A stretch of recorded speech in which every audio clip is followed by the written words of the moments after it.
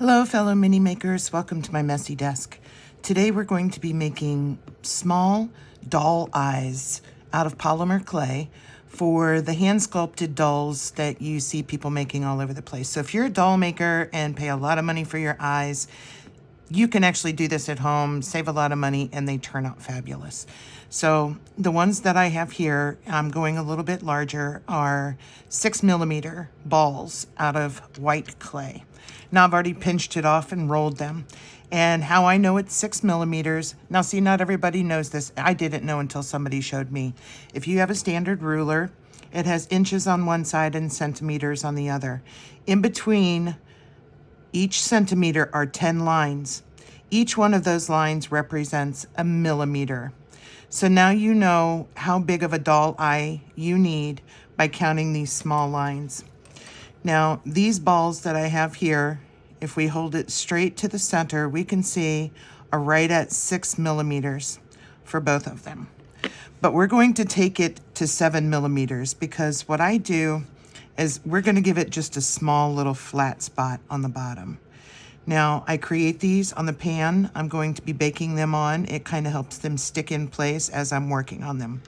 You can make many pairs at one time doing this. In fact, it's almost easier if you use them a lot.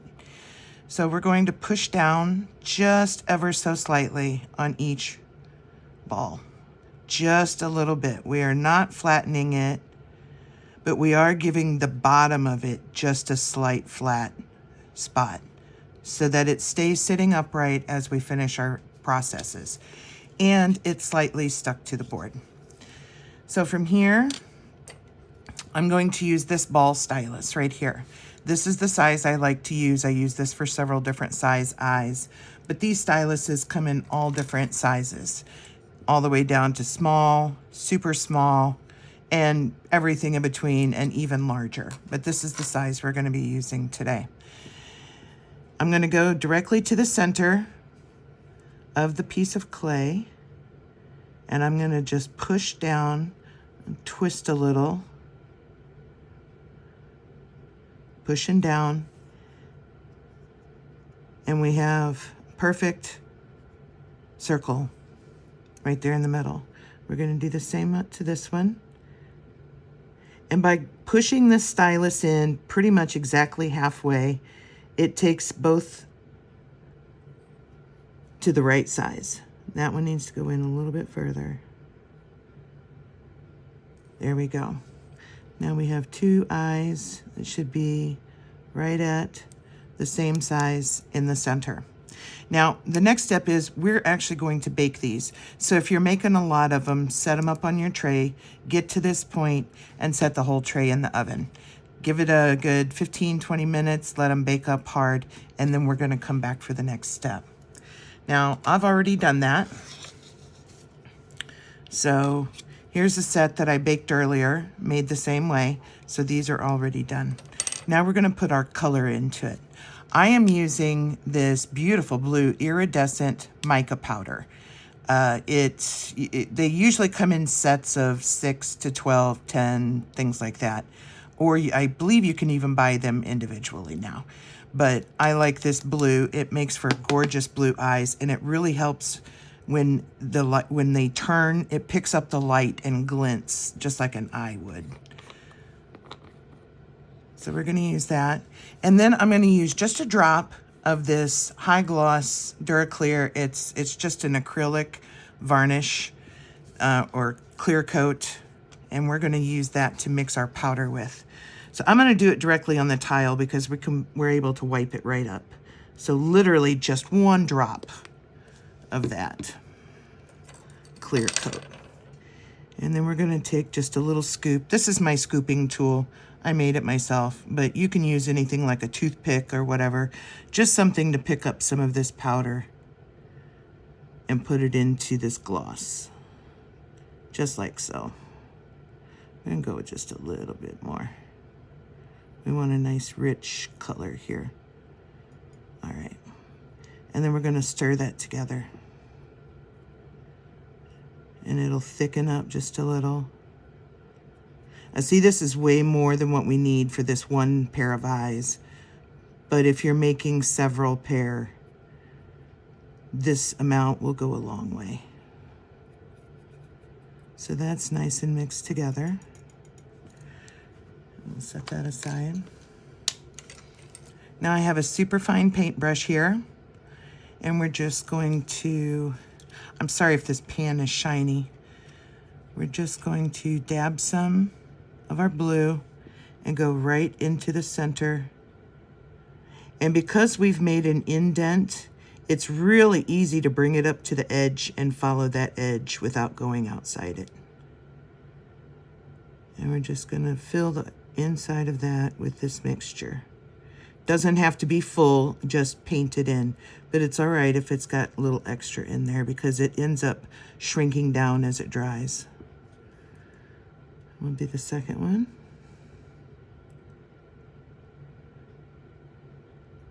Add a little more to our brush.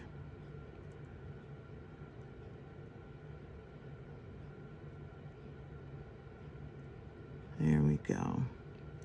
Now we have just enough in each one. All right. Now, the step after this, we need to let this dry. So once this is dry, we're going to come back and put in our black dot for our pupil. Now, I've already done that, and I have a set that's dry already. If you take a look, it does shrink down in there.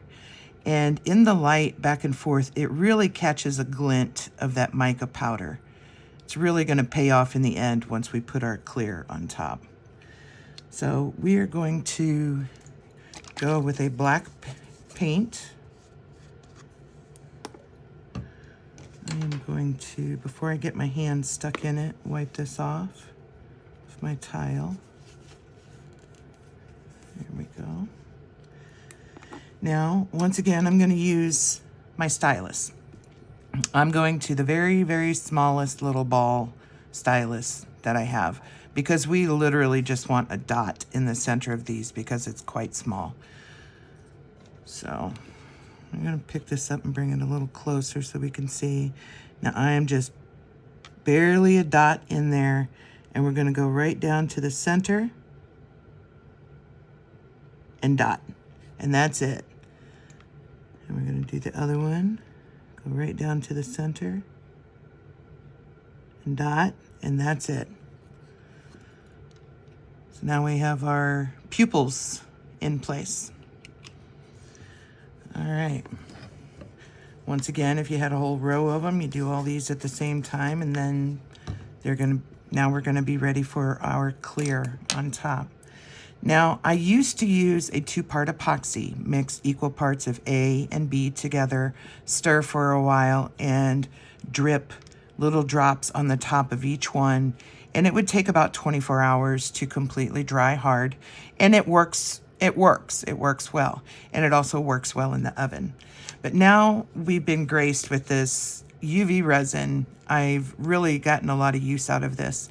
And so I tried some of the eyes with this on top and then putting it under the UV light, and they came out beautiful. They worked really well.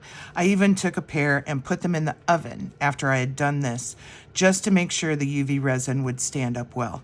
And it does. I had no problems with it. It didn't crack or separate or melt, anything of the sort. So I feel safe to say that you can take this, use it, and then put these into your doll and bake that doll, and these eyes will be just fine. So we are going to put a little drop of this to the side over here so we can control how much we put on the top.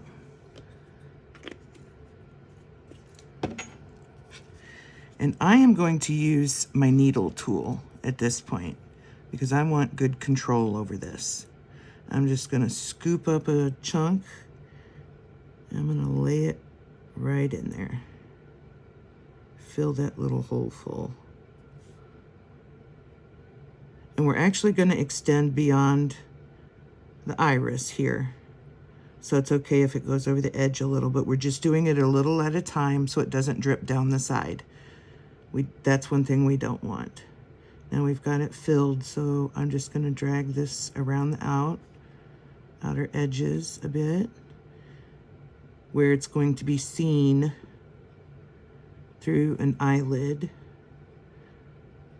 Most of this eyeball will be covered up inside the doll. And that's it, just like that. Now we've created a nice round surface on top. And we're going to do the other eye.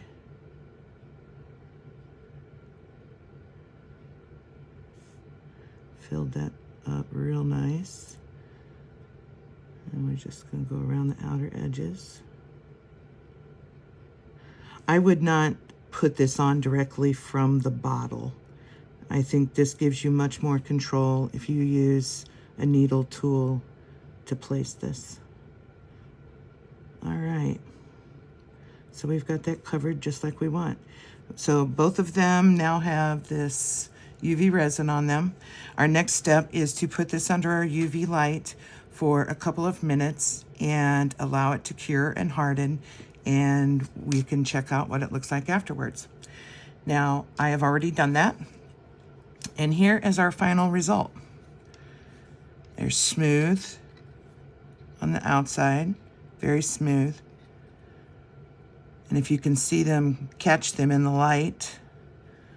Let me see if I can get it away from this tray. You might be able to see it a little better.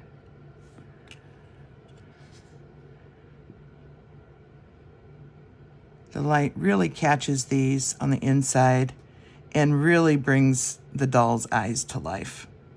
So that's that.